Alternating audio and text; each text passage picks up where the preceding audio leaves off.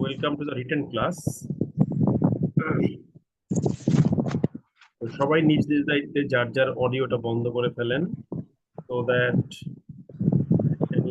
কথা না বাড়াতে পারি। ঠিক আছে, সবাই নিজ নিজ দায়িত্বে যার যার অডিওটা বন্ধ করে ফেলবেন। এটা নিয়ে আমি কোনো কথা বাড়াতে চাই না। দেখেন, একটা বিষয় বলি, সেটা হচ্ছে যে আমরা শিখবো কি, আমরা শিখবো হচ্ছে রিটেন ইংলিশ। ঠিক আছে, তো আজকে হচ্ছে গিয়ে ক্লাস 1। ক্লাস 1-এ আমরা কি শিখবো? সারাটা জীবন ভর পড়াশোনা করে আসছি, এখন যদি এই পাগল পাগল লোকের কাছে ইংলিশ শিখতে হয়,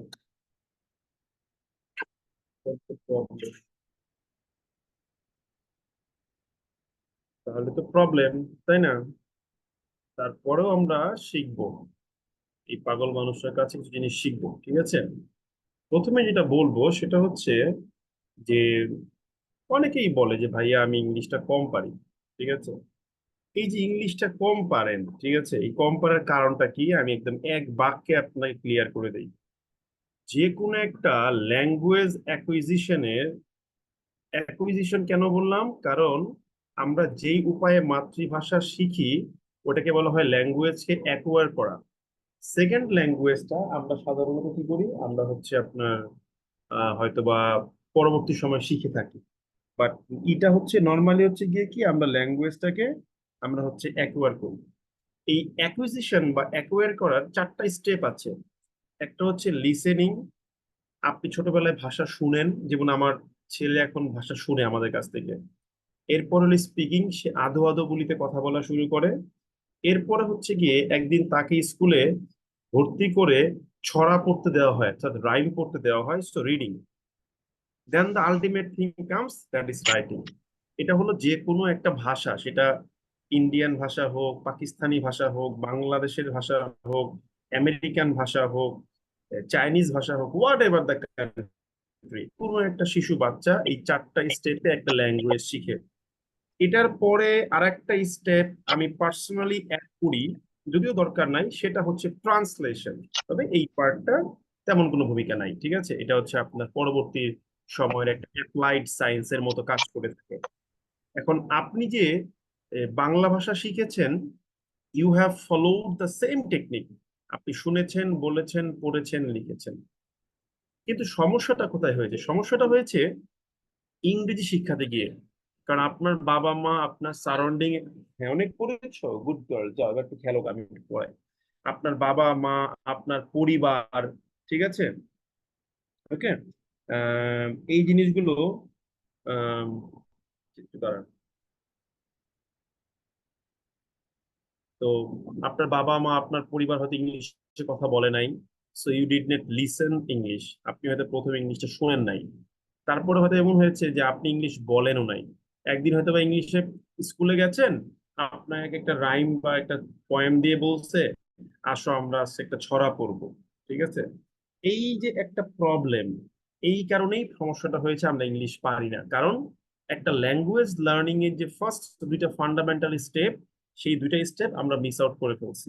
এই একটা কারণে আপনি ইংলিশ পারেন না, আর কোনো কারণ নাই। আপনি যদি বলেন যে ভাই আমি একজন গাধা স্টুডেন্ট, আমি একজন বলদ স্টুডেন্ট, আমার দিয়া কিচ্ছু হইব না, ঠিক আছে, then I will tell you, আপনি যাই হন না কেন, you can learn English, given that আপনি এই প্রসেস গুলো ফলো যদি করতেন। এখন ফলো করেন নাই, সো এই কারণে ইংলিশ পারেন না। এখানে মেধার কোনো বিষয় নাই। ট্রাস্ট মি, আমার এসএসসি তে ইংলিশে আনবিলিভেবল একটা গ্রেড আছে, এটা অনেকেই জানে, সেটা হচ্ছে ডি গ্রেড আছে আমার ইংলিশে। এটা এটা আইবি এর হিস্ট্রিতে মাত্র 2জন ব্যক্তি আছে, এর মধ্যে এক অভাগা হচ্ছে আমি। আরেকজন আছেন, উনি আমার সিনিয়র, উনি বর্তমানে বাংলাদেশ ব্যাংকের জয়েন্ট ডিরেক্টর, প্লাস হচ্ছেন উনি সিএফএ পার্ট 2 শেষ করা, আইবিএ থেকে এমবিএ করার, ওনার মনে হয় 3টে এমবিএ। পাশাপাশি উনি হচ্ছেন বর্তমানে মনে হয় ক্যালিফোর্নিয়াতে পিএইচডি করতেছেন। ঠিক আছে, সো এই হচ্ছে গিয়ে অবস্থা। ঠিক আছে, টেনশন করার কোনো কারণ নাই। সো আপনি যদি বলেন যে আপনি গাধা student, I will tell you, আপনি আমার চেয়ে গাধা না, কারণ ডি গ্রেডের চাইতে গাধা হওয়ার মতো কোনো উপায় আপনার কাছে নাই। কারণ আপনি বলতে পারেন ভাইয়া ডি গ্রেড করলে কি সে গাধা, ধরে নিলাম সে গাধা, কোনো সমস্যা নাই, যান, ঠিক আছে, আলোচনার প্রেক্ষাপটে। সো আমি এই ডি গ্রেডটা ডিল করেছি, I know that what was the sole reason that আমি ইংলিশ পারি না।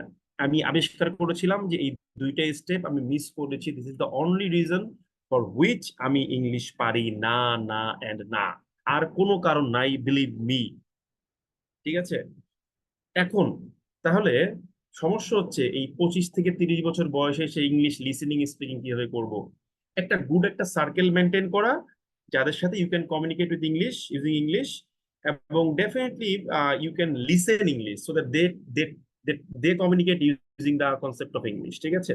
তারা যদি ইংলিশ ইউজ করে কমিউনিকেট করে, then it will be definitely beneficial for you, I think. So একটা ফ্রেন্ড সার্কেল মেনটেন করতে পারলে ভালো, না মেনটেন করতে পারলে নিজে নিজেই এখন পডকাস্ট শোনার একটা বহুত ভালো সুযোগ এসেছে।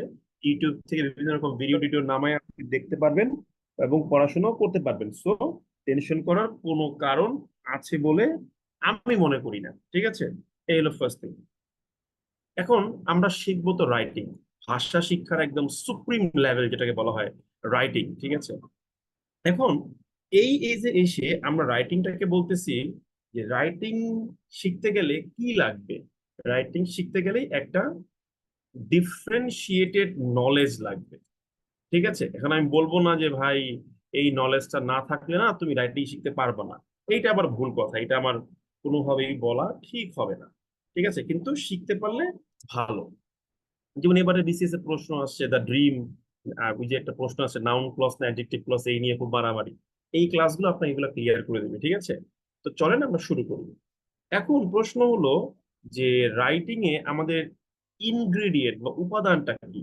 রাইটিং এ আমাদের মূল উপাদানটা হচ্ছে গিয়ে সেন্টেন্স। আর একটা ডিসক্লেমার দিয়ে দিব, সেটা হচ্ছে in this classes you will learn something যেগুলো হয়তো বা usually not commonly discussed, or আমি হয়তো বা কমন যে ওয়েটা আছে টু বি ডিসকাস, সেই ওয়ে গুলো ফলো করে ডিসকাস করবো না, একটু ভিন্ন কিছু কনসেপ্ট আনবো। তো দয়া করে এখানে পেঁচাবেন না, জিনিসটা বোঝার চেষ্টা করবেন, কাজে লাগবে পরবর্তীতে আপনাদের। ঠিক আছে? প্রথমে লাগে আমাদের হচ্ছে সেন্টেন্স। এই সেন্টেন্স কাকে বলে, এই সেন্টেন্সের সংজ্ঞা কি, এই নিয়েই দেখবেন যে আমাদের অনেক বাকবিতণ্ডা হতে থাকে। ঠিক আছে? যে এইটা সেন্টেন্স নাকি ওইটা সেন্টেন্স, এই নিয়ে দেখবেন যে আমাদের মধ্যে অনেক মারামারি কাটাকাটি চলে। ঠিক আছে? এই জায়গাটা এসে আমরা বলি যে তো চলেন তাহলে আমরা সেন্টেন্সকে ডিফাইন করি। এখন আমি যদি বলি একটা বাক্য যে আই লাভ ইউ, এখানে কয়টা বাক্য আছে? আমরা সবাই সার্টেনলি বলতে পারবো এখানে একটা বাক্য আছে। কিন্তু আমি যদি বলি ইউ হেট মি, এখানে কয়টা বাক্য আছে? এটাও without any kind of confusion আমরা বলতে পারবো যে উই হ্যাভ সিঙ্গেল সেন্টেন্স। যখনই আমি বলবো যে I love you but you hate me, এই যে এইবার একটা ঝামেলা লাগবে। এখানে কেউ কেউ বলবে একটা সেন্টেন্স আছে, আবার কেউ কেউ বলবে যে না ভাইয়া আমাদের এখানে দুইটা সেন্টেন্স আছে। আবার কেউ কেউ বলবে যে না ভাইয়া এখানে একটা সেন্টেন্সই আছে কিন্তু দুইটা ক্লজ আছে। তার মানে আমাদের কিন্তু আরেকটা ওয়ার্ড চলে আসলো ক্লজ।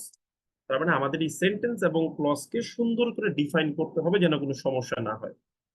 তো সেন্টেন্সের আমরা একটা র্যাডিক্যাল ডেফিনেশন শিখবো, যেই ডেফিনেশনটা ক্লিয়ার করবে যে এই 3 নম্বর বাক্যে অ্যাকচুয়ালি কয়টা বাক্য আছে। এই ডেফিনেশনটা হচ্ছে the immediately preceding part of any sentence ending punctuation is called sentence। মানে কি? মানে হলো, এই রেকর্ডিংটা অন করা আছে না? একটু বলেন তো প্লিজ, আমি তো ভুলে গেছি। জি দাদা আছে। ওকে, এটা মাথায় রাখবেন সবসময়, ক্লাস শুরুতে এটা মাথায় রাখবেন। ঠিক আছে?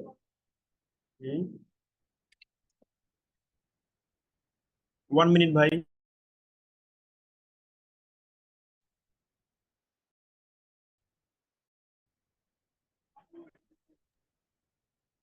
তো বলতেছি যে আমরা এখন একটা ডেফিনেশন নিলাম কি, the immediately preceding part of any sentence ending punctuation is called sentence.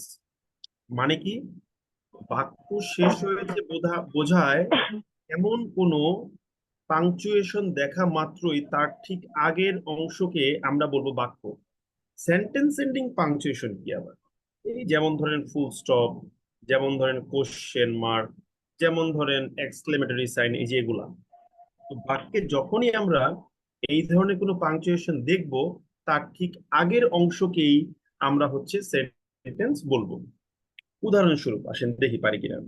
যেমন ধরেন 1 নম্বর বাক্যে আই লাভ ইউ বলার পরে ফুল স্টপ আছে, সো আই লাভ ইউ পুরোটা একটা সেন্টেন্স। দুই নম্বর বাক্যে ইউ হেট পরে একটা ফুল স্টপ আছে, তাহলে পুরোটাই একটা সেন্টেন্স। অ্যাকর্ডিংলি 3 নম্বর বাক্যে I love you but you hate me, এটা পুরোটা বলার পরে ফুল স্টপ আছে, তাই এখানে 3 নম্বর বাক্যে একটা সেন্টেন্সই আছে। তাই আমরা বলি যে এই ডেফিনেশনটা আপনার এই সেন্টেন্সের সংজ্ঞা নির্ধারণ করতে যদিও ফর্মালি কাজে লাগবে না, বাট ইনফর্মালি কাজে লাগবে। আশা করি দ্য সেন্টেন্সের ডেফিনেশনটা ক্লিয়ার আমাদের কাছে।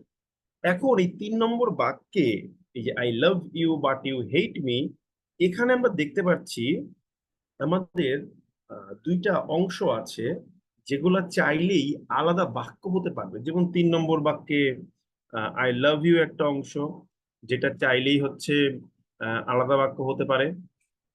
আবার ইউ হেট মি একটা অংশ, যেটাও চাইলে একটা আলাদা বাক্য হতে পারে। তাহলে এগুলা কি? এগুলাকে বলা হয় হচ্ছে ক্লজ। তো ক্লজের সংজ্ঞাটা আমরা কি লিখবো? ক্লজের সংজ্ঞাটা আমরা আনকমন করে লিখবো যে আমরা লিখবো যে আম, আমরা লিখবো যে ইট is a part of sentence, এটা হলো বাক্যের একটা অংশ, that can also be used as a as a complete sentence. Bracket দিয়ে লিখবো ইফ রিকোয়ার্ড, যদি প্রয়োজনীয় হয়। কি বললাম ভাই? এটা হলো বাক্যটারই একটা অংশ। It is a part of the sentence, বাক্যটারই একটা অংশ, যেটাকে চাইলে আপনি একটা কমপ্লিট বাক্য হিসেবে ইউজ করতে পারবেন যদি প্রয়োজন হয়। যেমন ধরেন 3 নম্বর বাক্যে আই লাভ ইউ, এটাকে আপনি একটা কমপ্লিট বাক্য বানাতে পারবেন। কিংবা ইউ হে বাটের পরে যে ইউ হেট মি আছে, এটাকেও আপনি একটা কমপ্লিট বাক্য বানাতে পারবেন, কোনো সমস্যা নাই, ঠিক আছে? এই যে কমপ্লিট বাক্য বানাতে পারবেন, তাই এই অংশগুলোকে আমরা বলছি ক্লজ। এবার আমাদের জানতে হবে যে ক্লজ কত প্রকার। আমরা মনে রাখবো যে clause is of two types. Clause হচ্ছে বেসিক্যালি 2 প্রকার। কি কি সেগুলা? একটা হচ্ছে ইআইসি বা ইন্ডিপেন্ডেন্ট ক্লজ, অনেকে দেখবেন এটাকে পিসি বলবে, প্রিন্সিপাল ক্লজ। অনেকে দেখবেন এটাকে এমসি বলবে, মেইন ক্লজ। অনেকে অনেক নামে ডাকবে, আমরা বলবো আইসি, ঠিক আছে? আরেকটা কি? ডিপেন্ডেন্ট ক্লজ বা সাবঅর্ডিনেট ক্লজ, ঠিক আছে? তো মনে রাখতে হবে ক্লজ হচ্ছে কত প্রকার? 2 প্রকার। একটা হচ্ছে ইন্ডিপেন্ডেন্ট ক্লজ, আর একটা হচ্ছে ডিপেন্ডেন্ট ক্লজ, ঠিক আছে? আচ্ছা, গেল। তো ক্লজ যদি 2 প্রকার হয়ে থাকে, ইন্ডিপেন্ডেন্ট ক্লজ এবং ডিপেন্ডেন্ট ক্লজ, এখন আমাদের জানতে হবে এই ইন্ডিপেন্ডেন্ট ক্লজ বা ডিপেন্ডেন্ট ক্লজকে আমরা সংজ্ঞায়িত করব কিভাবে। যখন দেখবেন যে কোনো একটা ক্লজকে কেটে নিয়ে কোনো চেঞ্জের প্রয়োজন নেই, জাস্ট একটা ফুল স্টপ দিলেই সে একটা কমপ্লিট সেন্টেন্স হয়ে যাবে, সেই ক্লজটাই হচ্ছে গিয়ে ইন্ডিপেন্ডেন্ট ক্লজ বলা হয়। অর্থাৎ অর্থাৎ independent clause plus full stop সমান সমান হচ্ছে গিয়ে কি একটা সেন্টেন্সে রূপান্তরিত হবে। এগুলো দিয়ে আপনার 99.99% কাজ হয়ে যাবে। সো বেশি প্যারা খাওয়ার কিছু নাই। যেমন ধরেন 3 নম্বর বাক্যের আই লাভ ইউ এই অংশটা কেটে নিয়ে আমি যদি একটা ফুল স্টপ দেই, তাহলে কিন্তু 1 নম্বর বাক্যটা হয়ে যাবে। কিংবা ইউ হেট মি কেটে নিয়ে যদি ফুল স্টপ দেই, তাহলে আমার 2 নম্বর বাক্যটা হয়ে যাবে। তার মানে এটা সবই হচ্ছে ইন্ডিপেন্ডেন্ট ক্লজ। এখন আপনি বলতে পারেন যে সুমন ভাই, তাহলে ডিপেন্ডেন্ট ক্লজটা কিরকম? হ্যাঁ, ডিপেন্ডেন্ট ক্লজটা হচ্ছে কিরকম? ডিপেন্ডেন্ট ক্লজটা হচ্ছে কিরকম? যদি দেখেন যে কোনো একটা ক্লজকে কেটে নিয়ে ফুল স্টপ দেওয়া সত্ত্বেও সে কি হচ্ছে না, সে হচ্ছে একটা সেন্টেন্সে রূপান্তরিত হচ্ছে না, অর্থাৎ নট ইকুয়ালস টু সেন্টেন্স, এই যে দিয়ে দিলাম নট ইকুয়াল টু সেন্টেন্স, তাহলে সেই ক্লজটাকেই আমরা বলবো হচ্ছে ডিপেন্ডেন্ট বা সাবঅর্ডিনেট ক্লজ। অর্থাৎ যদি কোনো ক্লজকে কেটে নিয়ে ফুল স্টপ দিলেই সে বাক্যে কনভার্ট হয়ে যায়, সে হচ্ছে ইন্ডিপেন্ডেন্ট ক্লজ। আর যদি আমরা দেখি যে ক্লজকে কেটে নিয়ে ফুল স্টপ দিলে সে বাক্যে কনভার্ট হয় না, সে হচ্ছে ডিপেন্ডেন্ট ক্লজ। ডিপেন্ডেন্ট ক্লজের বর্ণনা আমরা আস্তে আস্তে শিখবো, টেনশন করার কোনো কারণ নাই, ঠিক আছে? আচ্ছা, ক্লজকে না হয় ক্লাসিফাই করলাম, ডিপেন্ডেন্ট ক্লজ আর একটা হচ্ছে গিয়ে কি ইন্ডিপেন্ডেন্ট ক্লজ, বুঝতে পারছি ভালো করে। এবার আমাকে জানতে হবে যে এই যে সেন্টেন্স কাকে বলা হবে। পড়ছিলাম সেন্টেন্স, চলে গেছি হইলো আপনার এই ক্লজ, এটা তো এটা ভুজুং বাজুং হয়ে গেল, তাই না? So we should make it clear. তাহলে আমাদের জানতে হবে গিয়ে কি, আমাদের জানতে হবে যে sentence is of three types. আমরা মনে রাখবো সেন্টেন্সকে আমরা তিন ভাগে ভাগ করি, ঠিক আছে? কিসের উপর ভিত্তি করে? বেসড অন স্ট্রাকচার, গঠনের উপর ভিত্তি করে বা গাঠনিক কন্ডিশনের উপর ভিত্তি করে সেন্টেন্সকে আমরা কি করব, তিন ভাগে ভাগ করব। সেই তিনটা ভাগ কি কি হতে পারে চলেন আমরা জানার চেষ্টা করি, দেখি পারি কিনা। সেই তিনটা ভাগ হচ্ছে, যেমন এক নম্বর বাক্যে আপনি দেখতে পাচ্ছেন আই লাভ ইউ, একটা ইন্ডিপেন্ডেন্ট ক্লজ আছে, পোকা আছে কিনা দেখুন। এই যে এক নম্বর বাক্যে মাত্র একটা ইন্ডিপেন্ডেন্ট ক্লজ আছে, ওয়ান আইসি, এখানে কোনো ডিপেন্ডেন্ট ক্লজ নাই, zero DC.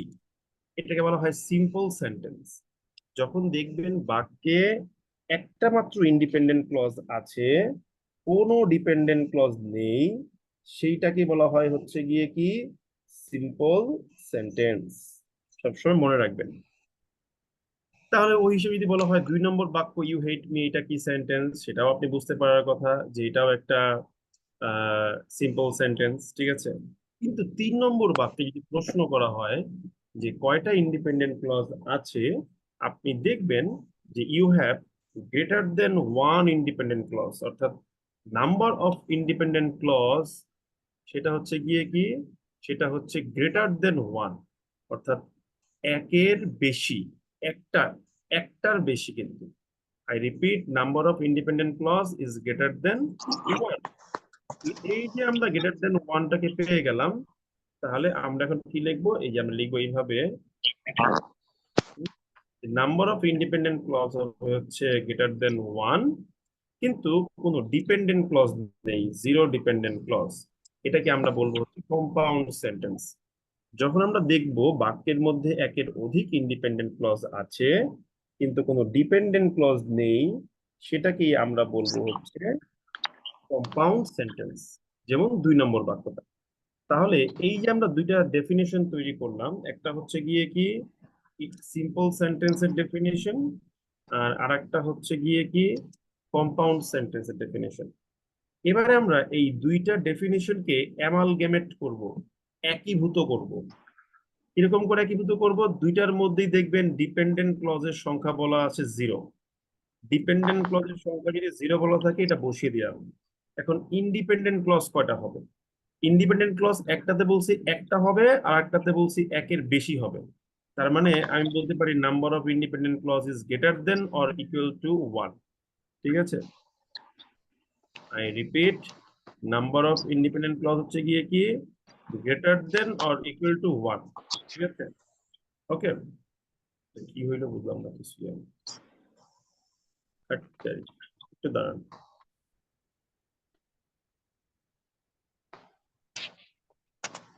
What happen, what happen, হুম হুম হুম, একটু দাঁড়ান ভাই, আমি ঠিক করে দিচ্ছি। নাম্বার অফ ইন্ডিপেন্ডেন্ট ক্লজ হচ্ছে গ্রেটার দেন ওয়ান। এই দেখেন, এই যে আমি একটা জিনিস বললাম তিন নম্বর লিখে, যে ইন্ডিপেন্ডেন্ট ক্লজ হচ্ছে এক বা একের অধিক, বা ডিপেন্ডেন্ট ক্লজ জিরো। এই জিনিসটার মধ্যে কিন্তু আমার সিম্পল এবং কম্পাউন্ড সেন্টেন্স এই দুইটাই আছে। কারণ কি, ডিপেন্ডেন্ট ক্লজ যদি শূন্য হয়ে থাকে, সে কি ইন্ডিপেন্ডেন্ট ক্লজ একটা হলে সিম্পল, সেন্টেন্সটা সিম্পল। আর যদি একাধিক হয়ে থাকে ইন্ডিপেন্ডেন্ট ক্লজ, তাহলে সেন্টেন্সটা কম্পাউন্ড। তাই এটাকে আমরা বলবো কি, combined form of both simple sentence and compound sentence. এটা হচ্ছে গিয়ে কি, combined form of both simple sentence and compound sentence. অর্থাৎ এই ডেফিনেশনটা বলতেছে যে এই সেন্টেন্সটা সিম্পলও হতে পারে, কম্পাউন্ড হতে পারে। এবার তাহলে প্রশ্ন আসবে যে সুমন ভাই, কমপ্লেক্স সেন্টেন্সের ডেফিনেশনে কি বলা আছে? Good question. মজার বিষয় হলো একটা সেন্টেন্স সিম্পল হোক কিংবা কম্পাউন্ড হোক, যখনই সেখানে ডিপেন্ডেন্ট ক্লজ চলে আসবে, তখনই সেন্টেন্সটা হয়ে যাবে হচ্ছে কমপ্লেক্স সেন্টেন্স। এখন আপনি বলতে পারেন যে কমপ্লেক্স সেন্টেন্সে ডিপেন্ডেন্ট ক্লজ বা সাবঅর্ডিনেট ক্লজ কয়টা হতে পারে?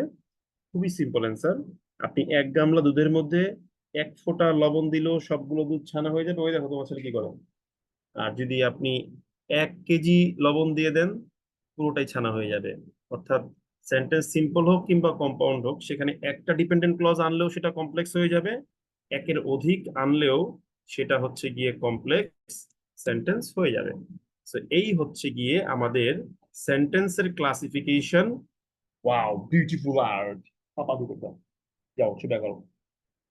তো আমরা কি বুঝতে পারলাম? আমরা বুঝতে পারলাম যে এই হলো গিয়ে সেন্টেন্সের classification based on the types of structure. ঠিক আছে, একজন বলেছেন এক্সাম্পল দিলে ভালো হয়। এক্সাম্পল আগামী 10 ক্লাস ভরে দেবো, সো টেনশন করেন না, আগে এটা একটু শিখেন। ঠিক আছে, তাহলে কি বুঝলাম? ইন্ডিপেন্ডেন্ট সরি সিম্পল সেন্টেন্স এবং কম্পাউন্ড সেন্টেন্সের মূল থিওরিটা হচ্ছে কোনো ডিপেন্ডেন্ট ক্লজ থাকবে না। সিম্পল সেন্টেন্সে একটা ইন্ডিপেন্ডেন্ট ক্লজ থাকবে, কম্পাউন্ড সেন্টেন্সে একাধিক থাকবে। এখন সেন্টেন্সটা সিম্পল হোক কিংবা কম্পাউন্ড হোক, যাই হোক না কেন, যেই মাত্রই ডিপেন্ডেন্ট ক্লজ চলে আসবে সঙ্গে সঙ্গে এটা কমপ্লেক্স হয়ে যাবে। এই হইলো গিয়ে কথা। ঠিক আছে, আর কিছুই না। আচ্ছা, গেল। এখন প্রশ্ন হচ্ছে, এই যে আমরা 3 ধরনের সেন্টেন্স পেলাম, কি কি পেলাম? সিম্পল সেন্টেন্স পেলাম, তারপরে হচ্ছে কম্পাউন্ড সেন্টেন্স পেলাম, তারপরে হচ্ছে কমপ্লেক্স সেন্টেন্স পেলাম। দেখেন, প্রত্যেকটা জিনিসের মধ্যে একটা জিনিস কমন, সেটা হচ্ছে ইন্ডিপেন্ডেন্ট ক্লজ। অর্থাৎ সেন্টেন্স লিখতে গেলে ভাই তোমার যা কিছু থাকুক কিংবা না থাকুক, ইন্ডিপেন্ডেন্ট ক্লজ থাকতে হবে। তাই আমরা একটা নোট লিখবো, independent clause is the life blood of a sentence. Life blood না বলে আমরা বলি is the heart of a sentence. মানে কি? মানে হচ্ছে হৃৎপিণ্ড। ইন্ডিপেন্ডেন্ট ক্লজ না থাকলে আপনার সেন্টেন্সের কোনো অস্তিত্বই থাকে না। সো প্রথমে ইন্ডিপেন্ডেন্ট ক্লজ এনশিওর করতে হবে, তারপরে হচ্ছে আপনি যা মন চায় সেটাকে কম্পাউন্ড বানাইবেন নাকি কমপ্লেক্স বানাইবেন, ওইটার চিন্তা ভাবনা তখন করবেন। But at first you need to make sure that you have a independent clause. ঠিক আছে, that is the reason independent clause is the heart of a sentence. এখন খেয়াল করে দেখেন, একটা সেন্টেন্স কি ধরনের সেন্টেন্স হবে সেটা বোঝার উপায় হলো তার ক্লজের স্ট্রাকচার। এই জন্য আরেকটা কথা মনে রাখবেন, besides clause, clause is the control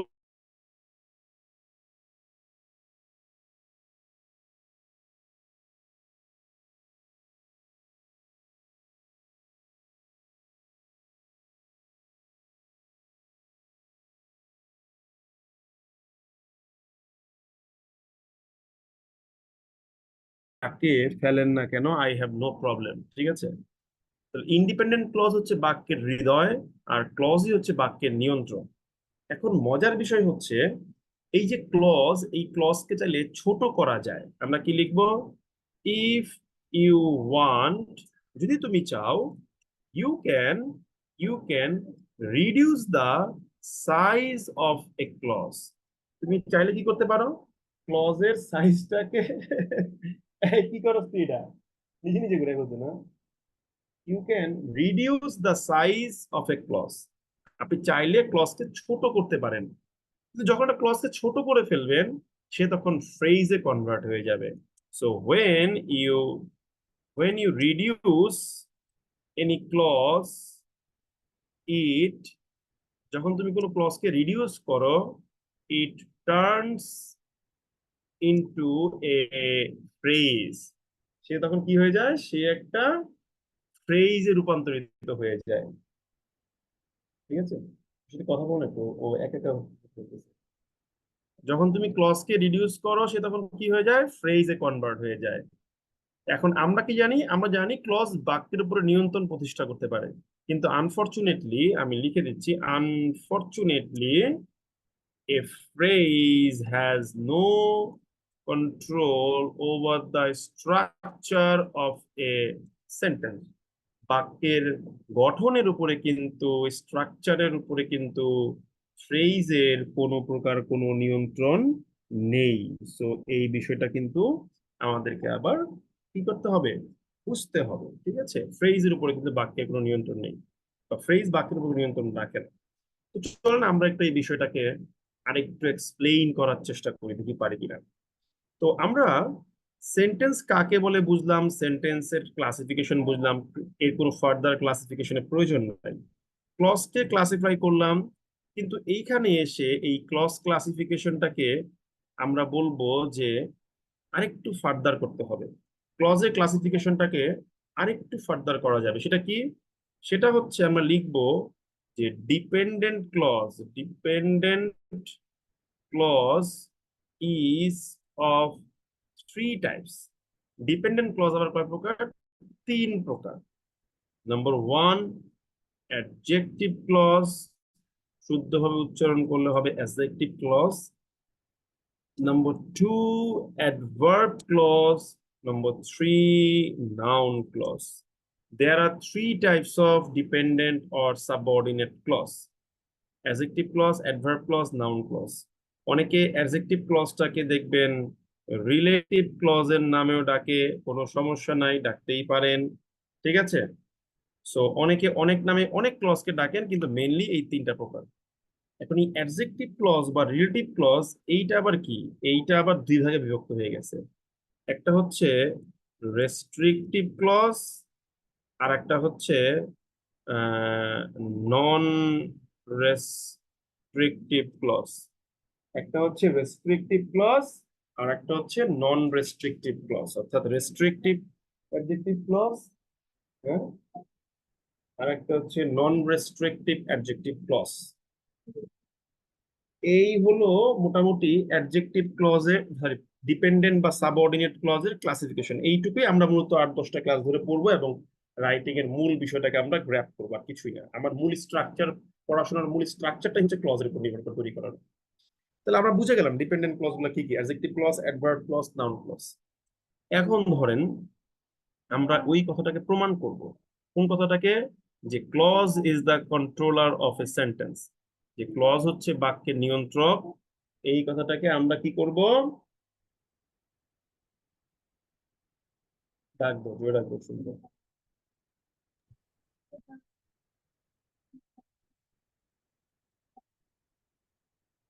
তো আমরা এবার কি করব? এই কথাটাকে প্রমাণ করব। কিভাবে প্রমাণ করব? আসেন দেখি পারি কিনা, চলেন আমরা প্রমাণ করি। ধরেন আপনি একটা বাক্য লিখছেন, বাক্যটা কিরকম করে আপনি লিখছেন? বাক্যে আইসি নম্বর 01 আছে, মানে একটা ইন্ডিপেন্ডেন্ট ক্লজ আছে। বাক্যে আইসি নম্বর 002 আছে, অর্থাৎ একটা আরেকটা ইন্ডিপেন্ডেন্ট ক্লজ আছে। বাক্যে একটা অ্যাডজেক্টিভ ক্লজ আছে, বাক্যে একটা অ্যাডভার্ব ক্লজ আছে, বাক্যে একটা নাউন ক্লজ আছে। বলেন তো কি কেউ, এই বাক্যটা তাহলে কি বাক্য হবে? কমপ্লেক্স।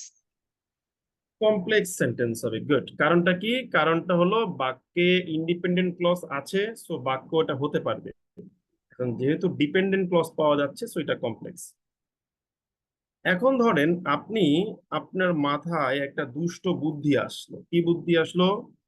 যে আমরা জানি ক্লজকে রিডিউস করলে এটা ফ্রেজে কনভার্ট হয়। নাউন ক্লজটাকে রিডিউস করে আপনি কি করলেন? নাউন ফ্রেজ বানালেন।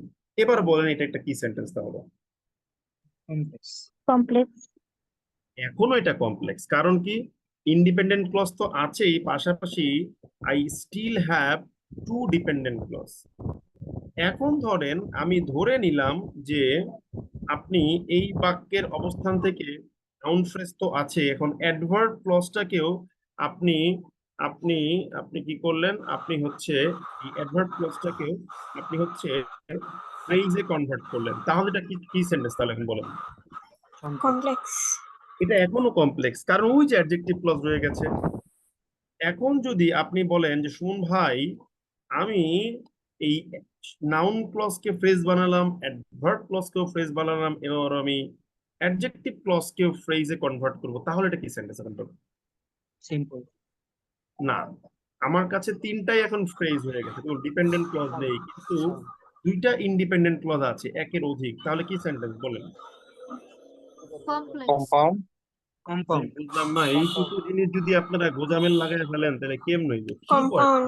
জিনিস যদি আপনারা গোজামিল করে ফেলেন তাহলে হবে? তাহলে তো হবে না, হবে না, হবে না। ঠিক আছে, এত সহজেই গোজামিল লাগাই দিলাম। যাদের অডিও অন করা তাদেরকে আমি ক্লাস থেকে বের করে দিচ্ছি, হ্যাঁ, আমাকে ক্ষমা করবেন দয়া করে, ওকে?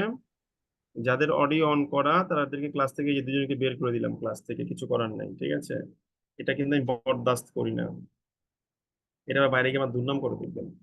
এখন ধরেন আপনি তো ডিপেন্ডেন্ট ক্লজ যেগুলো ছিল এগুলো সবগুলো ফ্রেজ বানায় ফেলছেন, কি আর করার। এখন ইন্ডিপেন্ডেন্ট ক্লজ নাম্বার যে 2, এইটাকে রিডাকশন করেও একটা ফ্রেজে কনভার্ট করলেন। এখন তাহলে এটা কি সেন্টেন্স বলেন?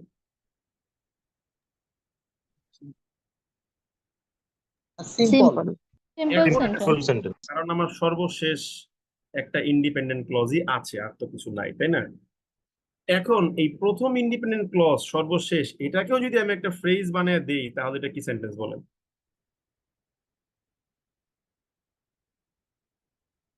এখানে সেন্টেন্সটা এখন মইরা এটা গেছে, তো সেন্টেন্সই হলো না। এটা সেন্টেন্স না, তাই এটাকে আমরা বলবো ইনকমপ্লিট সেন্টেন্স।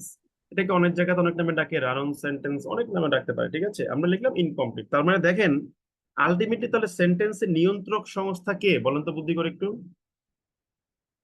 Clause. তার মানে আলটিমেটলি সেন্টেন্সের নিয়ন্ত্রক সংস্থা হচ্ছে ক্লজ। সো ক্লজের লয়ে কোনো মারামারি করা যাবে না, ক্লজকে শ্রদ্ধার সহিত সম্মানের সহিত রাখতে হবে, ঠিক আছে? এবং ক্লজকে শ্রদ্ধা করবেন, আপনি জীবনে কোটিপতি হয়ে যেতে পারেন চাইলে, ঠিক আছে? এটা অবশ্য বলা ঠিক না, আমি কিন্তু কোটিপতি না, but I had the opportunity to be a কোটিপতি। আমরা করোনার সময় শুধুমাত্র রাইটিং পড়াইছি আমি পার্সোনালি নিয়ারলি 30,000 স্টুডেন্টকে, ঠিক আছে? তো বাতাস একটু দাঁড়ান ভাই। তো আমরা স্টুডেন্ট পড়াইছি 43,000 এর মতো, রাইটিং পড়াইছি 30,000 স্টুডেন্ট। অন এভারেজে যে প্রথম দিকে পেমেন্ট নিতাম বেশি, এখন পেমেন্ট নিতাম নেই হচ্ছে কম। যদি আমরা অন এভারেজে 300 টাকাও পেমেন্ট ধরি তাহলে কত টাকা পেমেন্ট হয় দেখেন তো একটু হিসাব করে। হুম, নিয়ারলি 90 লক্ষ টাকার মতো পেমেন্ট হয়, তাই না? তার মানে দেখেন এটা শুধু ক্লজ ক্লজ পড়াইছি ছেলে মেয়েকে, ঠিক আছে? So that is the beauty of clause and compound effect of learning, ঠিক আছে? সো ক্লজকে ভালোবাসবেন, ক্লজ আপনাকে সব ঠিকঠাক করে দিবে, আপনার জীবনে যত সমস্যা সব সমস্যা ক্লিয়ার করে দিবে এই ক্লজ। মজা করে বলতেছি, এটা আবার কেউ মাইন্ড করেন না, ঠিক আছে? স্যার সত্যি একটা বলতে প্রশ্ন আমি ছিল। জি বুঝি নাই, কি বললেন? স্যার একটা প্রশ্ন ছিল। বলেন।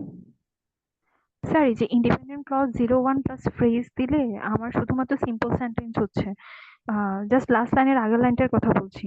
তো হুম স্যার হুম। আমি যদি এখানে মাঝখানে অর বাট এগুলো দিয়ে দিই তাহলে তো সেটা আমার কম্পাউন্ড ভাই হয়ে যাচ্ছে, অরবাট তো তাহলে তো আমাদের আলোচনাতে নাই, আমি কি অরবাট নিয়ে কিছু বলছি এখন পর্যন্ত? যেটুকু পড়াইছি ওইটুকু নিয়ে কথা বলেন, যখন অরবাট আসবে তখন দেখবো আমরা, ঠিক আছে? জি স্যার। কি বলেছি বুঝতে পেরেছেন? অরবাট আমাদের আলোচনাতে এখন পর্যন্ত আসে নাই, অপ্রয়োজনীয় আলোচনা যায় না, এইটুকুর মধ্যে থাকেন, এইটুকু দাদা ঠিক আছে? দাদা ওইটা কি আইসির পরে যে এটা কি ডিসি হবে না ডিপেন্ডেন্ট ক্লজ হবে না, মানে আপনার সম্ভবত মনে হয় এখানে একটা মিস্টেক হয়েছে। কোথায়? আইসি 01 প্লাস ডিসি হবে না এটা, নাকি এটা আইসি হবে? ওইটাও একটা আইসি লিখছি রে ভাই, ঠিক ও আছে? ও IC1 IC2 লিখছি, ডিপেন্ডেন্ট ক্লজ তো পাশে লিখেই রাখছি, তাই না? ও, আচ্ছা। এইটুকুর মধ্যে কারো যদি কোনো কনফিউশন থাকে সেটা ক্লিয়ার করেন, এর বাইরে যাওয়ার দরকার নেই, এগুলো সব স্ট্রাকচার্ড লেকচার গোছানো আছে, কোনো সমস্যা নেই, ঠিক আছে? এইটুকুতে কারো কোনো কোশ্চেন আছে? নাই, ওকে গুড। তার মানে এই ক্লজ হচ্ছে গিয়ে আপনার সবকিছুকে নিয়ন্ত্রণ করে লেখাতে, আর কিছুই না, ঠিক স্যার আছে? একটা প্রশ্ন করতাম স্যার।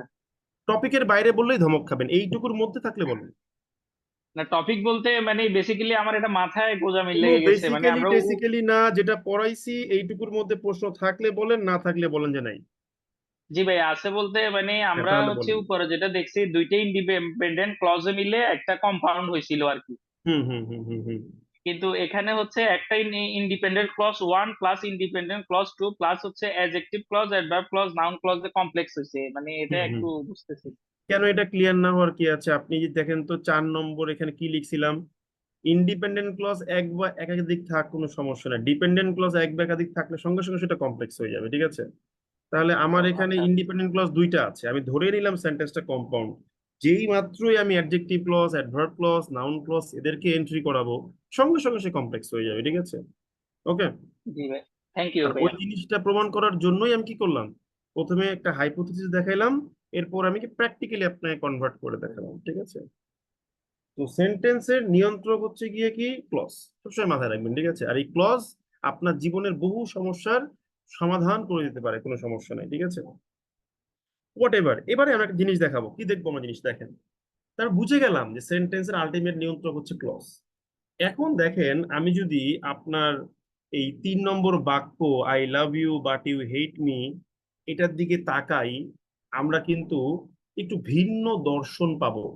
আপনার লার্নিং যদি আপনার চোখের দৃষ্টিভঙ্গির অন্তর্দৃষ্টিকে ওপেন না করতে পারে, তাহলে সেই লার্নিং অর্থহীন। যেমন এখন আপনি দেখলে বুঝতে পারবেন যে শুরুতে একটা ইন্ডিপেন্ডেন্ট ক্লজ আছে, পরেও একটা ইন্ডিপেন্ডেন্ট ক্লজ আছে, এবং লাস্টে একটা সেন্টেন্স এন্ডিং পাংচুয়েশন আছে। যেহেতু কোনো ডিপেন্ডেন্ট ক্লজ নাই, তাহলে এটা একটা কম্পাউন্ড সেন্টেন্স। বুঝতে পারছি আমরা? বলুন তো একটু বুদ্ধি করে বিষয়টুকু। জি স্যার। বুঝতে পারছি কিন্তু আমরা। এইবার কি করবেন দেখেন, এইবার সমস্যা হচ্ছে এই বাটটাকে নিয়ে। আপনি আই লাভ ইউ একটা ইন্ডিপেন্ডেন্ট ক্লজ, এটা বুঝতে পারছেন। ইউ হেট মি একটা ইন্ডিপেন্ডেন্ট ক্লজ বুঝতে পারছেন। ফুল স্টপ একটা সেন্টেন্স এন্ডিং পাংচুয়েশন সেটাও বুঝতে পারছেন। এই বাটটা কি? এই বাটটা নিয়ে আমাদের অনেক জায়গাতে অনেক প্রশ্ন হয়, অনেক অনেক ভাবে ডাকে, কোনো সমস্যা নেই, ঠিক আছে?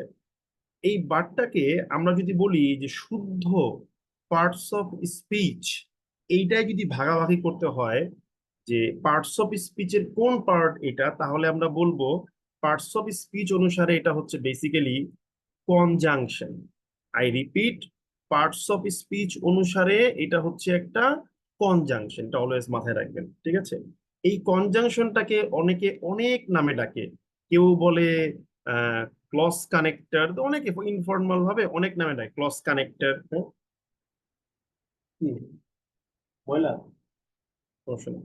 কেউ বলে লিঙ্কার, ঠিক আছে? অনেকে অনেক নামে ডাকবে, মুছে দাও। অনেকে অনেক নামেই ডাকবে, ক্লজ কানেক্টর, লিঙ্কার, কনজাংশন, যে যেই নামে ডাকুক, আমাদের কোনো মারামারি নেই। আমরা জানবো এরা হচ্ছে বেসিক্যালি কনজাংশন। এখন এই কনজাংশনের কাজটা কি? এই কনজাংশনের কাজটা কি? কনজাংশনের কাজটা হলো যে এ কনজাং কনজাংশন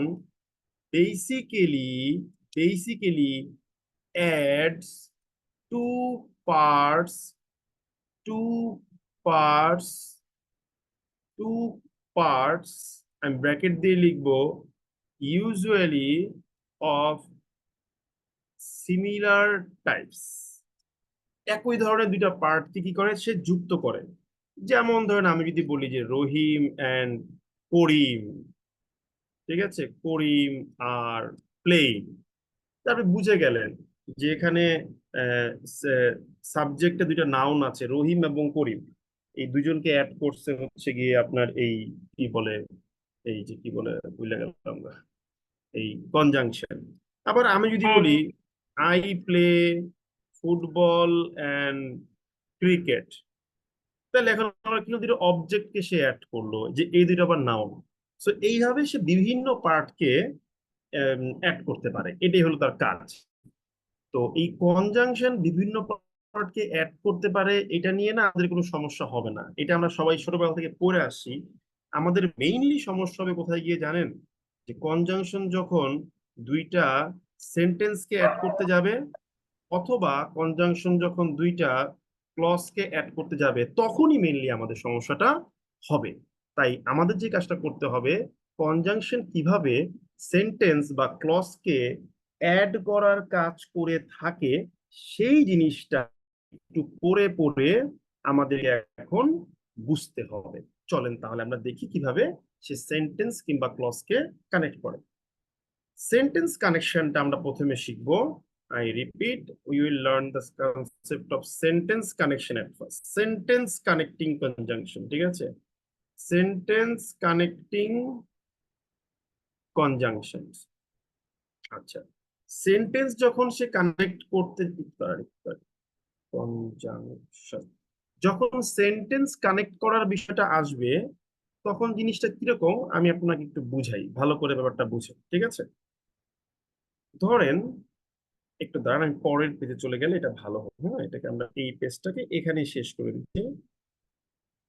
আমি কোনোদিনই আপনি দেখবেন যে প্রি মেড কোনো লেকচার শিট নিয়ে বসি না, আমি সব সময় আপনাদের জন্য দেখবেন খালি ডকুমেন্ট নিয়ে বসবো, এইভাবে টাইপ করাবো এবং হচ্ছে পড়াবো। এটা আমার বহু আগে থেকে অভ্যাস, যত ব্যাচ পড়াইছি এখানে আমাদের অনেক ব্যাচের স্টুডেন্টস আছে, তারা জানে, ঠিক আছে? তো আমরা কিরকম করে কানেক্ট করবো দেখেন। আমি মনে করেন বললাম যে I love you, full stop দিয়ে বললাম ইউ হেট মি। খেয়াল করে দেখেন, I love you, you hate me. এখানে কথার টোনটা ক্রিয়েট করার জন্য লজিক্যালি একটা বাট থাকলে ভালো লাগে, যে I love you full stop কিন্তু তুমি আমাকে ঘৃণা করো। এই বাটটা থাকলে কি হয়, আগের বাক্যের সাথে পরের বাক্যে একটা সুন্দর কানেকশন এস্টাবলিশ হয়। এই বাটটাই হচ্ছে গিয়ে কি কনজাংশন। এই হলো গিয়ে কথা, আর কিছুই না। এখন মজার বিষয় হচ্ছে এই বাট সেকেন্ড সেন্টেন্সের অ্যাটলিস্ট তিনটা জায়গায় বসতে পারে। কোথায় কোথায় বসতে পারে আমি দেখাই। একটা হলো সেকেন্ড সেন্টেন্সের সাবজেক্টের শুরুতে, যেমন বাট ইউ হেট মি শুরুতে বসলো। আর একটা হতে পারে কিরকম, I love you full stop দিয়ে ইউ বাট হেট মি, অর্থাৎ সেকেন্ড সেন্টেন্সের সাবজেক্টের পরে। আর একটা কি হতে পারে, I love you full stop you hate me but, অর্থাৎ সেকেন্ড সেন্টেন্সের শেষে। যেখানেই বসান না কেন তাকে অবশ্যই কমা দিয়ে আলাদা করবেন। যদি সেকেন্ড সেন্টেন্সের সাবজেক্টের আগে বসে একটা কমা, সাবজেক্টের পরে বসলে দুইটা কমা দিয়ে আলাদা করবেন, শেষে বসলে একটা কমা দিয়ে আলাদা করবেন। এই হলো গিয়ে কাজ। আমি বড় করে দেখাই, ভালো করে দেখেন। এখন এই নিয়মের ব্যত্যয় আপনি পাবেন আমি জানি, কিন্তু এত মাথা না ঘামাই আপনি এটুকু মনে রাখবেন যে যখনই দুইটা বাক্যের মধ্যে কোনো কনজাংশন বসাবো সেটা আমি অবশ্যই কমা দিয়ে আলাদা করব। আগে পরে বসলে একটা করে কমা লাগবে, আর সাবজেক্টের ভিতরে গিয়ে পরে গিয়ে বসলে দুইটা কমা লাগবে। এটা নিয়ে কারো কোনো কনফিউশন আছে নাকি নাই বলেন? জি দাদা, একটা প্রশ্ন আছে বলেন। এখানে। দাদা, আই লাভ ইউর পরে ফুল স্টপ আছে, তাহলে এটা তো কনজাংশন হিসেবে কাজ কাজ করছে না এখানে। দুটা ইয়াকে অ্যাড করতেছে না স্যার। এটা তাহলে কি করতেছে, বারটা কি করতেছে বলেন? আর বাটটা স্যার পরবর্তীতে একটা সেন্টেন্সের একটা অংশ হিসেবে কাজ করছে, কিন্তু স্যার এই এখানে তো ফুল পরবর্তী স্টপ আছে। সেন্টেন্সে কি কাজ করতেছে বলেন, কি কাজ করতেছে বলেন? আগের সেন্টেন্সের সাথে সে একটা কোহারেন্স মেনটেন করতেছে, ঠিক আছে? জি তাহলে এটা কনজাংশন বলতে পারেন। ওকে, বুঝতে পেরেছেন? জি স্যার, বুঝতে পারছি। ওকে। তো এখন আপনি এই নিয়মের ব্যত্যয় পেতে পারেন, যেমন ধরে অনেক সময় দেখবেন বাট লিখে কমা দেয় না। আবার অনেকে বলতে পারেন ভাই ইউ এর পরে বাট খুব কম দেখছি। অনেকে বলতে পারেন যে ভাই ইউ হেট মির পরে বাট, এটা আমি কোনোদিনই দেখি নাই। কিন্তু আপনি যখন লিটারেচার পড়বেন তখন আপনি এরকম অনেক কিছু পাবেন। সো আপনি সাধারণত এখানে যেটা প্রেফার করবেন ইউজ করতে আমি জানি, সেটা হচ্ছে এই স্টার মার্ক করা, এই দুইটা স্ট্রাকচার প্রেফার করবেন, কারণ 3 নাম্বারটা আপনারা কেউ খুব একটা ইউজ করবেন না আমি জানি, কিন্তু 3 নাম্বারটা ইউজ করা যায়। এগুলো বেসিক্যালি যখন আপনি লিরিক্যাল সেন্টেন্স পড়বেন, ঠিক আছে, বা কবিতার লাইন পড়বেন, তখন দেখবেন যে মানে মানে কথার টোন ক্রিয়েট করার জন্য ক্রিয়েট করা হয় কিরকম। যেমন ধরেন আমি মনে করেন বললাম যে আই ওয়েন্ট টু হার্ট, ঠিক আছে, বাট কমা দিয়ে বললাম you did not call me. এখন এটা যদি কবিতার দুইটা লাইন হয়ে থাকে, I went to heart but you did not call me, তাহলে সমস্যাটা হচ্ছে সুর আসবে না। কিন্তু আপনি যেই মাত্রই কি করবেন দেখেন, কবিতাটাকে সুরেলা করার চিন্তা করবেন, এরপরে লাস্টে কমা দিয়ে বাট নিয়ে আসবেন, তখন খুব সুন্দর লাগবে। I went to the heart you did not call me but, মিলে গেছে কিন্তু, দেখছেন? তো এই ধরনের সুর তৈরি করার ক্ষেত্রে এটা খুব কাজে লাগে। কিন্তু এটা আপনি আপনার জীবনে খুব একটা ইউজ করবেন না এবং খুব একটা দেখেনও নাই, আমি খুব ভালো করে জানি, ঠিক আছে? আপনি প্রথম দুইটা ইউজ করবেন। সো এই হলো দুইটা সেন্টেন্সের মধ্যে যখন কনজাংশনকে এস্টাবলিশ করবেন তখন মাথায় রাখবেন সেকেন্ড সেন্টেন্সের সাবজেক্টের আগে বসলে একটা কমা, সাবজেক্টের পরে বসলে দুইটা কমা, একদম শেষে গিয়ে বসলে আবার একটা কমা। বুঝতে পেরেছি নাকি বুঝি নাই বলেন?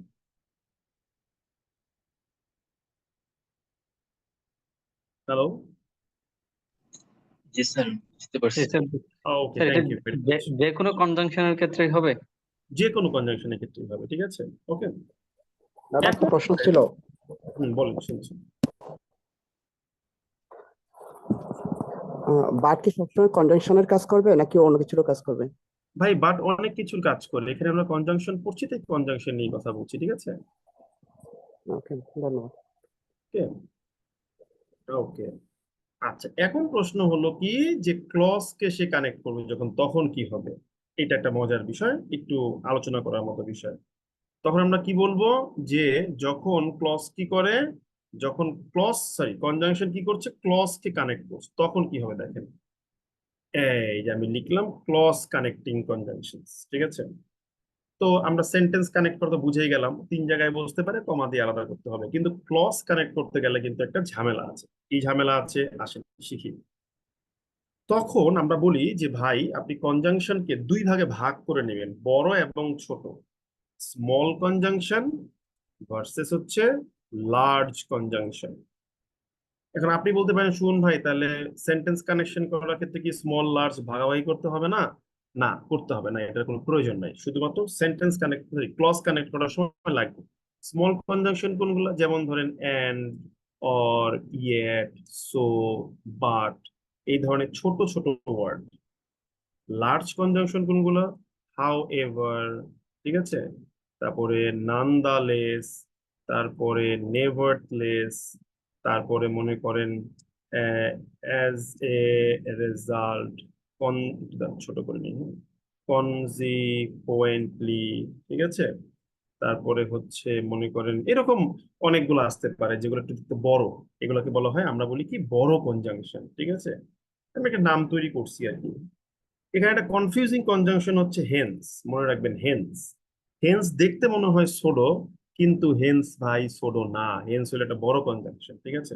আচ্ছা, এবার আমরা দেখব, আমরা কি বললাম, যে ক্লজ কানেক্ট করার ব্যাপারে গিয়ে আপনাকে স্মল বা লার্জ চিন্তা করতে হবে। সেন্টেন্স কানেকশন করার সময় এরকম কোনো ঝামেলা নাই, ঠিক আছে? ওই একটা নিয়মই চলবে। ক্লজ কানেক্ট করার সময় কি করতে হবে দেখেন। ধরেন আমি 2টা বাক্য লিখলাম, একটা হচ্ছে কি যে আই লাভ ইউ, এবার লিখলাম কি বাট ইউ হেট মি। এইবার দেখেন এই বাট কিন্তু সেন্টেন্সকে কানেক্ট করে নাই, সে কানেক্ট করলো কাকে? সে কানেক্ট করলো বেসিক্যালি 2টা ক্লজকে। এইবার একটা ঝামেলা লাগলো। এখন আপনি প্রথমে চিন্তা করবেন, যখন সে সেন্টেন্স কানেক্ট করেছিল তখন সেকেন্ড সেন্টেন্সের সাবজেক্টের আগে বসছিল, এখানে মনে মনে ভাববেন যে সেকেন্ড ক্লজের সাবজেক্টের আগে বসতে পারে, এই যে বসলো। আবার যেমন সেকেন্ড সেন্টেন্সের সাবজেক্টের পরে বসতে পারে, একইভাবে আপনি ভাববেন যে সেকেন্ড ক্লজের সাবজেক্টের পরে গিয়েও সে বসতে পারে, এই যে বসে এলাম। আবার কি হতে পারে, আবার হতে পারে যে সেকেন্ড সেন্টেন্সের শেষে গিয়ে, তাহলে এখানে সেকেন্ড ক্লজের শেষে গিয়ে বসতে পারে, এই যে বসিয়ে দিলাম, আর কিছুই না, হয়ে গেল। এখন ভুল হয়েছে, কোথায় ভুল হয়েছে আমি বলি, আমি একটা নাম্বারিং করি তাহলে আরো ভালো বুঝতে পারবেন। 1 নম্বর, 2 নম্বর, তারপরে হচ্ছে 3 নম্বর। এই 2 নম্বর এবং 3 নম্বর বাক্যে একটা ক্লজ শেষ করেই আমি আর একটা ক্লজ শুরু করছি, কোনো কথা নাই বার্তা নাই। এটা একটা ভুল। 2টা ক্লজকে অ্যাটলিস্ট একটা পাংচুয়েশন দিয়ে যোগ করতে হবে, সেই পাংচুয়েশনটা হচ্ছে গিয়ে কি, সেমিকোলন। তাই প্রথমেই আপনি এদেরকে সেমিকোলন দিয়ে যোগ করে নেবেন। ওকে, ভালো কথা। এরপর কি করবেন, এরপর আপনি এদের কনজাংশন গুলোকে কমা দিয়ে আলাদা করবেন। যেমন 2 নম্বর বাক্যে কি করতে হবে, বাটের আগেও কমা লাগবে, পরেও কমা লাগবে। 3 নম্বর বাক্যে বাটের আগে একটা কমা দিলে কাজ শেষ। Now what about the number 1, এই 1 নম্বরটা কি হবে? এই 1 নম্বর বাক্যটা অনেকে এইভাবেই লিখছেন, কেউ হয়তো বা বাটের আগে কমা দিছেন, কেউ হয়তো বাটের পরে কমা দিছেন, আবার কেউ হয়তো বা বাটের পরে কমা দেন নাই। অনেকে অনেক কিছু করছেন। আমি পার্সোনালি বিলিভ করি আগে একটা কমা দিয়ে দেব, কোনো ঝুট ঝামেলায় যাব না।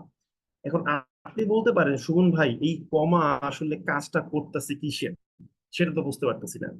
এটার একটা সুন্দর অ্যান্সার আমাদের কাছে আছে। সেটা কি?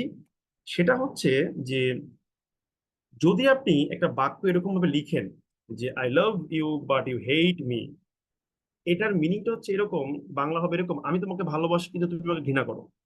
কোনো পজ নাই, জাস্ট রোবোটিক ভাবে এট এ স্ট্রেচ আপনি বলে গেলেন। যখনই আপনি আই লাভ ইউ বলার পর একটা কমা দিবেন, তখন কথা একটা সৌন্দর্য আসবে, একটু থামতে হবে। আমি তোমাকে ভালোবাসি কিন্তু তুমি আমাকে ঘৃণা করো। যদি বলেন যে না আমি বাটের পরে কমা দিব, তাহলে বাটের পরে থামবেন।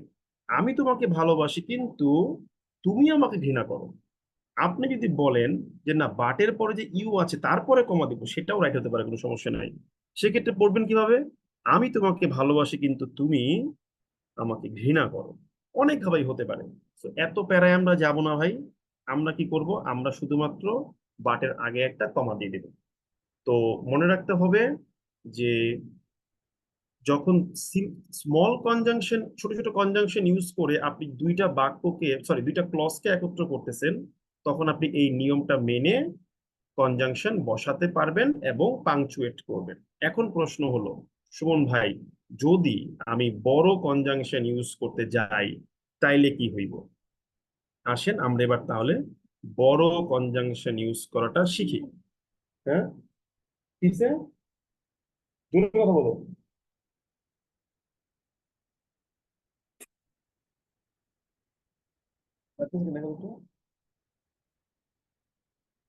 এবার আমরা কি করব, আমরা এখন এই দুইটা ক্লজকে অ্যাড করব বড় কনজাংশন দিয়ে। যেমন এখানে মনে করেন যে বাটের ক্ষেত্রে আমি একটা হাওয়েভার নিয়ে আসলাম, এখানেও মনে করেন যে বাটের ক্ষেত্রে একটা হাওয়েভার নিয়ে আসলাম, ঠিক আছে।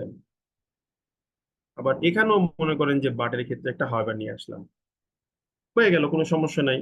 এই একই নিয়ম প্রযোজ্য হলো। কিন্তু শুধুমাত্র একটা পরিবর্তন হবে, কোথায় জানেন? যখন বড় কনজাংশন দুইটা ক্লজের মধ্যেখানে বসবে তখন আগে একটা সেমিকোলন দিতে হবে বাধ্যতামূলক ভাবে, আর পরে একটা কমা দিতে হবে। এটাই হচ্ছে গিয়ে কি তাহলে, এটাই হচ্ছে গিয়ে বড় কনজাংশন দিয়ে দুইটা ক্লজকে একত্র করার নিয়ম। তাহলে আমরা বুঝে গেলাম, যখন কনজাংশন সেন্টেন্সকে কানেক্ট করতেছে তখন আমার কোনো ঝামেলা নাই, একটাই নিয়ম। কিন্তু যখন কনজাংশন গুলা ক্লজকে কানেক্ট করতেছে তখন আমাকে এই নিয়মটা মেনে চলতে হবে। বুঝতে পারছেন? ইয়েস অর নো বলেন। Yes sir. আচ্ছা, এখন মজার বিষয় হচ্ছে ওই যে বললাম লিরিক্স বা পোয়েম, এইগুলোর ক্ষেত্রে কি হতে পারে, অনেক সময় দেখবেন কনজাংশন ছাড়াই তারা এগুলো লিখতেছে কিরকম করে, যে আমি তোমাকে ভালোবাসি, তারপর আবার বলতে তুমি আমাকে ঘৃণা করো, ইউ হেট মি। অর্থাৎ কনজাংশনটা সে ইউজ করতেছে না কিন্তু কথাটা সে বলছে না। সেক্ষেত্রে কি করতে হবে, দুইটা ক্লজকে মধ্যে আপনি একটা সেমিকোলন দিয়ে দিবেন। অর্থাৎ এই সেমিকোলনটাই এখন কনজাংশনের কাজ করে দিচ্ছে। বুঝতে পারলাম নাকি বুঝতে পারলাম না বলেন। হ্যালো। হ্যাঁ, বুঝতে পারছি। জি স্যার। ওকে, তাহলে আমরা দেখতে পেলাম যে ক্লজ কানেক্ট করার ক্ষেত্রে তিনটা নিয়ম আছে। একটা হলো ছোট কনজাংশন দিয়ে, একটা হলো বড় কনজাংশন দিয়ে, আর একটা হচ্ছে শুধু সেমিকোলন দিয়ে। এই হলো তিনটা ওয়েতে আপনি ক্লজকে কানেক্ট করতে পারেন, ঠিক আছে। তাহলে এইবার যদি আমরা এই যে I love you but you hate মির দিকে তাকাই, আমরা দেখব যে বাক্যটা ঠিক মনে হলেও পুরোপুরি ভাবে ঠিক না। আমাদের আই লাভ ইউ বলার পরে একটা কমা দেওয়া উচিত, কমা দিলে সেন্টেন্সটা আরো সুন্দর লাগতেছে। সৌন্দর্যের জন্য আমরা একটা কমা দিয়ে দিলাম। একেবারে রুডিমেন্টারি আলোচনা, আমি ক্লাস আসলে খুব একটা গল্প করি না, জাস্ট স্টাডি নিয়ে কথাবার্তা বলি টানা 1 ঘন্টা পরে সবসময়। কারণ এই ক্লাসটুকুকে চাইলে এক্সটেন্ড করে গল্প স্বল্প হাবি জাবি বুজুং বাজুং করে অনেক দূর এক্সটেন্ড করা যায়, ঠিক আছে। এখন প্রশ্ন হলো, এতক্ষণ তো অনেক কথাই বললাম, এখন মনে করেন যে সিনেমার মধ্যে আপনি ভাবতে পারেন যে সুমন ভাই আপনি এত কিছু পড়াইবেন কই, আমাকে এগুলা কি পড়াইছেন? আপনাদের আমি এগুলা কিছুই পড়াই নাই। মূলত এগুলা হচ্ছে আপনার বেসিকটাকে ফাউন্ডেশনটাকে গড়ে নিচ্ছে। আপনারা হয়তো রেকর্ড ক্লাসে দেখছেন যে এইভাবেই শুরু করা হয়েছে, কারণ এইভাবে লেকচার শুরু করার পরেই আমরা যখন একটু একটু করে ভিতরে যাব, যেমন আগামী ক্লাসটা আরেকটু অ্যাডভান্স হবে, তখন দেখবেন আপনি বড় বাক্যের প্রতিচ্ছবি দেখতে পাচ্ছেন, ঠিক আছে। ওকে, যে পত্রিকায় যে বড় বড় বাক্যগুলো আপনি দেখে থাকেন সাধারণভাবে, ওই বড় বাক্যগুলাই আপনি হচ্ছে দেখবেন। যেমন ধরেন আপনারা কেউ আমাকে টপিক বলেন যে ভাইয়া এই টপিক একটা বাক্য লিখেন দেখি, বড় পারেন কিনা, একটা টপিক বলেন তো দেখি পারেন কিনা। আর্থকুইক। বুঝি নাই। আর্থকুইক। জোরে বলেন, বুঝি নাই। আর্থকুইক। আর্থ আর্থকুইক মানে? বুঝি নাই, কি বলতেছেন আপনি এটা? ভূমিকম্প আর কি স্যার, ভূমিকম্প বলতে আর্থকোয়াক। ও আর্থকোয়াক, ও সরি সরি সরি সরি, বুঝতে পারিনি, আমি শুনতেছি আর্থকোয়াক স্যার। earthquake। আমি শুনতেছি আর্থকুইক, আমি ভাবলাম যে যে জলবায়ু সংশ্লিষ্ট কোনো কি বলে আপনার মানে ইটি কিনা, কি বলে আপনার এই যে কি বলে এই জলবায়ু সংশ্লিষ্ট সামিট কোনো সামিট সম্মেলন। কোনো সম্মেলন টম্মেলন নাকি এরকম কোনো আপনার হচ্ছে এই কি বলে যে হলো কিনা, কি বলে কোনো হ্যাঁ নতুন স্যার, কোনো আর্থকোয়াক স্লোগান বলছে, আসলো কিনা। আর্থকোয়াক। হ্যাঁ, তো আর্থকোয়াক নিয়ে একটা জিনিস বলি, যেমন ধরেন ধরেন মনে করেন আপনাকে উদাহরণস্বরূপ মনে করেন আপনাকে আর্থকোয়াক নিয়ে একটা বাক্য লিখতে বলছে, ঠিক আছে, সরি বাক্য না, আপনাকে একটা একটা ফোকাস রাইটিং লিখতে বলছে, ঠিক আছে, ওকে, ফোকাস রাইটিং লিখতে বলছে যে আর্থকোয়াক নিয়ে লেখো, আর্থকোয়াক নিয়ে তুমি লেখো, হ্যাঁ ভালো কথা। তো আপনার পুরো একটা ফোকাস রাইটিং লেখার দরকার নাই, আপনারা জাস্ট একটা বাক্য লিখেন, একটা বাক্য লেখেন আর্থকোয়াক নিয়ে, দেখি আপনারা কি লিখেন, লেখেন তো দেখি। লেখেন।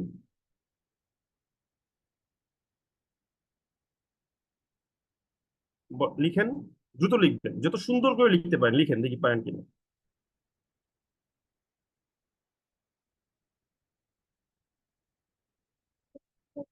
হুম, কোনো মশা আছে? লিখেন, সবাই দ্রুত লিখেন, দেখুন।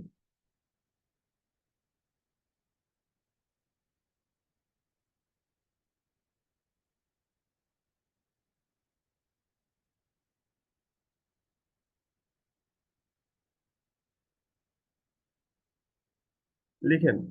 একজন লিখেছেন earthquake is a natural disaster, earthquakes are among the most deadly natural hazard, earthquake is one of the fatal disease in our country। Earthquake আবার ডিজিজ কবে হলো? হ্যাঁ হ্যাঁ, কি বলতেছিলেন? এই কি বলছেন আপনি? এটা আর্থকোয়াক ডিজিজ কিভাবে হয়? an earthquake is what happens when two blocks of the earth, এটাকে ব্লকস বলবেন না, টেকটনিক প্লেট বলা হয়, ঠিক আছে। Recently we faced many earthquake disasters in our country. দেখেন, একদম দেখবেন যে আমার কাছে রাগ করেন না, আমি একটু খারাপ ভাবে বলি তো অনেকে মাইন্ড করে, দেখবেন সবার সেন্টেন্স গুলাই না মানে সেই একই ধরনের, মানে একই ধরনের সেই ক্লাস 8 9 10 11 12 ওই ধরনের সেন্টেন্স। এই যে আপনারা বলেন না যে মোটামুটি ফোকাস সেটিং লিখছি, কত মার্ক পেতে পারি, এই মোটামুটির কারণটা হচ্ছে এটা, সেই ক্লাস 8 9 থেকে শেখা বাক্যের স্ট্রাকচার, সেই স্ট্রাকচারের মধ্যেই পড়ে থেকে আপনার হচ্ছে সেন্টেন্স নিয়ে থাকা, ঠিক আছে। একটু ভিন্ন কিছু করা, এই জিনিসটার চিন্তাটা আমাদের মধ্যে খুব একটা কাজ করতে চায় না। তো চলেন আমরা একটা ভিন্ন কিছু লেখার চেষ্টা করি, একটু দাঁড়ান জল খেয়ে নিই।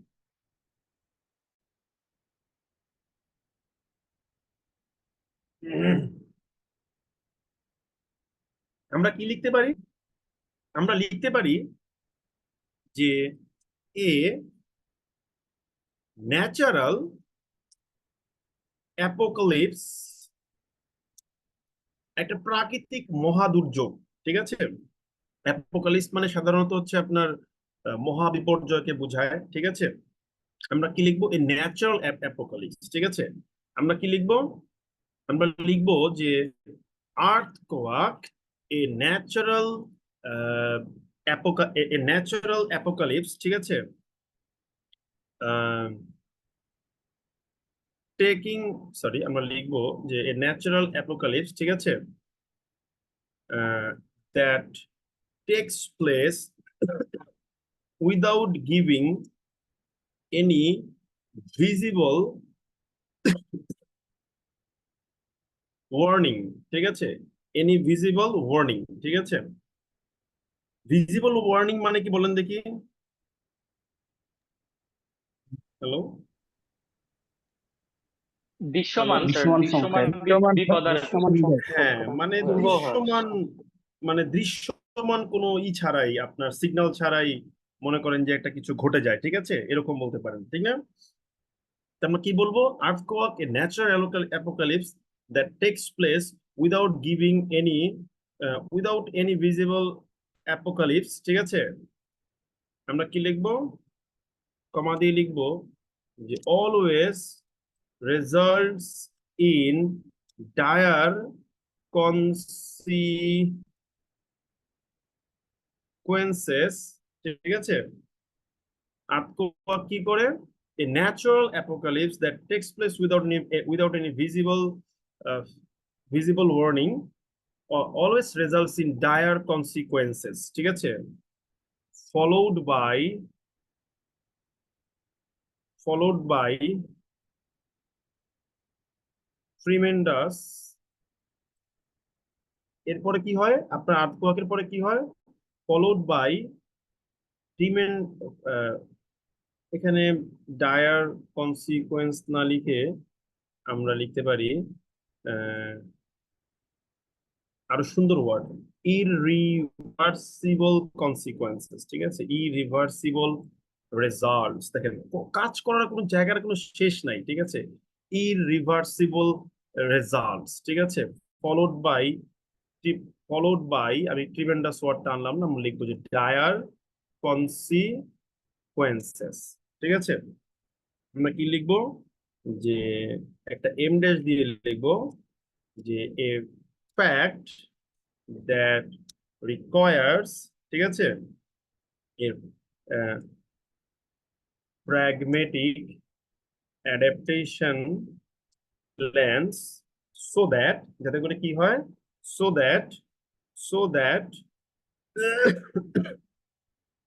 that catastrophic outcomes can be mitigated। দেখেন আমি একটা বাক্য লিখছি, ঠিক আছে, কি গেল মুখে? একটা বাক্য লিখলাম, earthquake, a natural apocalypse that takes place without giving any visible warning, always results in irreversible results followed by dire consequences, a fact that requires pragmatic adaptation plans so that catastrophic outcomes can be mitigated। এই যখন teacher দেখবে আপনার লেখাটা এই ধরনের, teacher খুশি হয়ে যাবে, সঙ্গে সঙ্গে এইভাবে লিখতেই হবে আমি বলবো না, ঠিক আছে, বাট ইফ ইউ রাইট ভালো লাগবে, ঠিক আছে। মনে হয় অনেকটা পত্রিকা থেকে কপি পেস্ট করেছে এরকম লাগবে। আপনি আমাকে চ্যালেঞ্জ করতে দাদা পারেন একটা কোশ্চেন বিভিন্ন ছিল। টপিক, ঠিক আছে, বিভিন্ন টপিক দিতে পারেন, আমি লিখে দেখাতে পারি, কোনো সমস্যা নেই। হ্যাঁ, কোশ্চেন বলেন, শুনছি। মানে বেসিক্যালি লেখাটা তো অনেক সুন্দর হয়েছে দাদা, কিন্তু ওই যে আমরা আসলে 15-16 মিনিটে যখন এটা ফোকাস লিখতে যাই, তখন দাদা দেখা যায় যে মানে বেসিক ওয়ার্ড গুলাই আসলে পিক মোমেন্টে মনে আসতে চায় না। এখন আপনার প্রশ্ন উত্তর আপনিই বলেন, তাহলে কি করতে হবে দেখি, আপনারাই বলেন, আমি আর বলবো না, বলেন কি করতে হবে বলেন তো দেখি, কি এখন করা যেতে প্রথমত পারে? দাদা মনে হয় ভোকাব গুলো আয়ত্ত করতে হবে আর কি। আপনারা যখন সলিউশন জানেন তাহলে এই ফালতু প্রশ্নগুলো কেন করেন? আপনিও জানেন যে উত্তর এইটাই দিবে সুমন ভাই, ঠিক আছে, এটা জিজ্ঞাসা লাভ আছে কোনো? আসলে একই প্রশ্ন বারবার, ঠিক আছে, একই প্রশ্ন কেন যে আমি এটা কিভাবে লিখবো? এটা আপনারা ভাই পড়াশোনা করেন না, আপনারা তো জানেন এইটাই রহস্য, পড়তে হইব। যেমন ধরেন আপনি যে আর্টওয়ার্ক যখন আপনি লিখতে বসলেন, ঠিক আছে, এখন ধরেন আপনি যদি মনে করেন, এই উর্মি বাচ্চা কান্না করতেছে আমাদের, উর্মি একটু দাঁড়ান ভাই, একটু দাঁড়ান sorry, sorry। ও বাবা রে, কান্দিস না বাবা, বাবা, বাবা, বাবাটা কান্দে না, Chetok is a good boy, Chetok is good, Chetok is a brilliant boy, Chetok is brilliant, Chetok is a mommy boy, Chetok is as a mommy। এই যে এখন ধরেন আমরা আর্ট কোয়াক নিয়ে লিখবো, ঠিক আছে, এখন ধরেন এই আর্ট কোয়াক নিয়ে লিখতে গেলে মনে করেন আমি কি বললাম যে আপনার পার্ট না, আমরা বলেছিলাম কি যে টেকটনিক প্লেট, ঠিক আছে, টেকটনিক প্লেটস, এই জিনিসটা আবার জানতে হবে। এই আর্থ কোয়াকেরই একটা সমার্থক শব্দ আছে, জোল্ট মানে সেই, ঠিক আছে, জানতে হবে, সেই মানে জানতে হবে, ডায়ার কনসিকুয়েন্স জানতে হবে, ফ্যাটাল কনসিকুয়েন্স জানতে হবে, কনসিকুয়েন্স জানতে হবে, আউটকাম আপনাকে কিন্তু জানতে হবে, ঠিক আছে। তারপর কি হতে পারে? ওই যে বললাম অ্যাডাপ্টেশন প্ল্যান, বললাম না আমরা অ্যাডাপ্টেশন